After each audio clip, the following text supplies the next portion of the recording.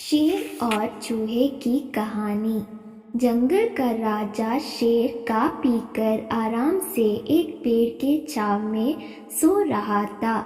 तभी कहीं से एक नटखट चूहा वहां आ पहुंचा और खेलने लगा। खेलते खेलते वह शेर के ऊपर चढ़ गया।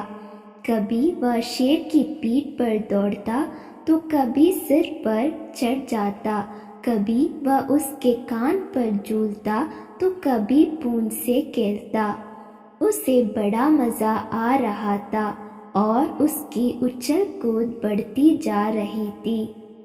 नटखट चूहे की दमा चौकड़ी से शेर की नींद टूट गई। आंख खोलकर उसने देखा कि एक छोटा सा चूहा उसके ऊपर खेल रहा है।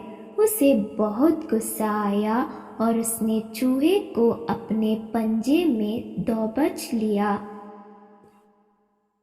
शेर के पंजे में आते ही चूहे डर गया और तर कांपने लगा। शेर बोला, बदमाश चूहे, तेरी इतनी हिम्मत कि तू जंगल के राजा शेर की नींद में कल्लल डाले। अब तेरी खैर नहीं, मरने के लिए तैयार हो जाओ। अब मैं तुझे मारकर खा जाऊंगा। मौत सामने देख चूहे गिड़गिड़ाने लगा। वनराज, मुझे क्षमा कर दे, मुझसे बहुत बड़ी भूल हो गई। मुझ जैसे छोटे से प्राणी को खाकर आपका क्या मिलेगा? आपका पेट तो भर नहीं पाएगा। कृपा करें मुझे छोड़ दीजिए। अवसर आने पर मैं अवश्य आपके काम आऊँगा। चूहे के बात सुनकर शेर हंसने लगा और बोला, मैं जंगल का राजा हूँ।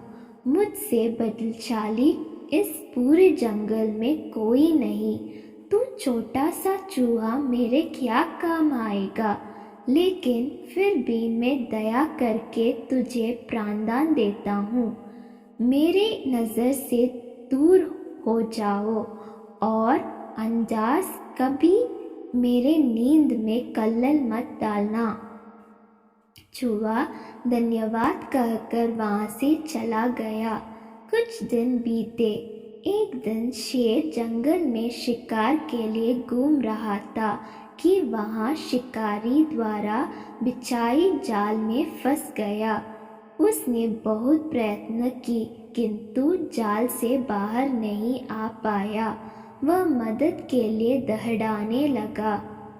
शेर की दहड़ वहां से गूंज कर रही और एक चूहे के कानों में पड़ी। यह वही चूहा था जिसे शेर ने दया कर प्राणदान दिया था। चूहे दहड़ की दिशा में गया तो शेर को जंगल में फंसा हुआ पाया। उसने फौरन अपने दांतों से जाल काट दिया। शेर आज़ाद हो गया। उसने चूहे को धन्यवाद दिया तो चूहे बोला, वनराज, आप शायद मुझे भूल गए हैं। मैं वही चूहा हूँ जिसे आपने प्राणदान दिया था। मैंने आपको कहा था कि किसी दिन मैं अवश्य आपके काम आऊँगा। देखिए, आज मैं आपके काम आ ही गया। शेर को वह दिन याद आ गया और उस दिन की अपनी सोच पर बहुत पछतावा हुआ कि जिस चूहे को उसने तुच्छ समझा था, उसी की सहायता से वह शिकारी से बच पाया है। सीख, बाहरी स्वरूप देखकर किसी की योग्यता का आकलन नहीं करना चाहिए। उपकार कभी व्यर्थ नहीं जाता। किसी न किसी रूप में उसका फल अवश्य प्राप्त होता है।